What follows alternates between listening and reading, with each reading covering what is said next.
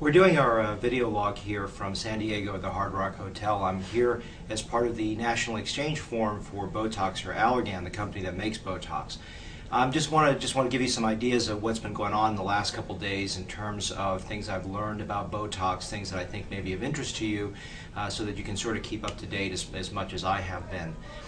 First of all, in the press in January there were some issues with Botox safety in terms of what people reported, some deaths and some other very significant adverse events brought to the public's attention through an organization called Public Citizen, which is started and founded in 1971 by Ralph Nader. What's very interesting is that there has really, after the FDA investigation, been found to have no causal link for cosmetic problems in terms of having any deaths or any significant adverse events in the history of using Botox as a cosmetic indication, even since the late 80s.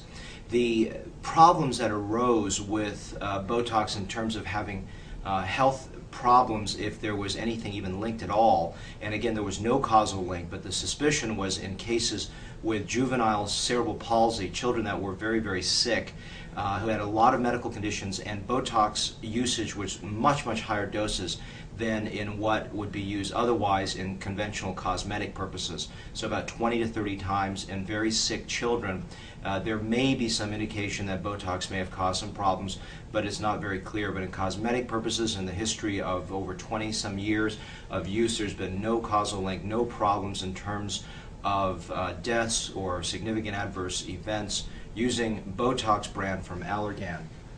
The other thing that was interesting that I found is something that I've always been wondering myself, to what extent movement after a procedure, in other words, after I put your Botox in, whether movement and frowning and lifting your brows will actually help with the Botox efficacy.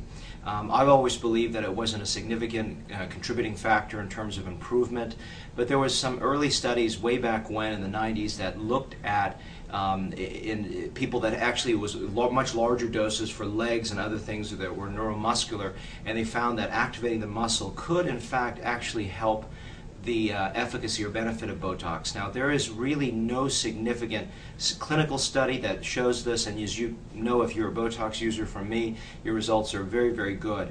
I don't think I'm going to really push you to go and try to move those muscles, because we don't know how many times, how often, how long, whether it even makes an impact whatsoever. But if you want some of those very skeletal studies that were done a long time ago, seems to indicate that there could be some increased benefit in trying to activate or moving the muscles after a treatment of Botox, maybe in the first couple hours or so.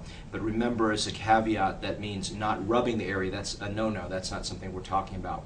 There's other new fillers that are in the pipeline right now, coming out, that are not quite ready yet, from the Medicis group, which makes Restylane. They're deeper volume fills. The new one is going to be called Restylane Sub-Q, and the one coming from Botox, or Allergan, which is the one that sponsored this meeting, is called Voluma. These are still not quite yet available yet in the United States for FDA purposes.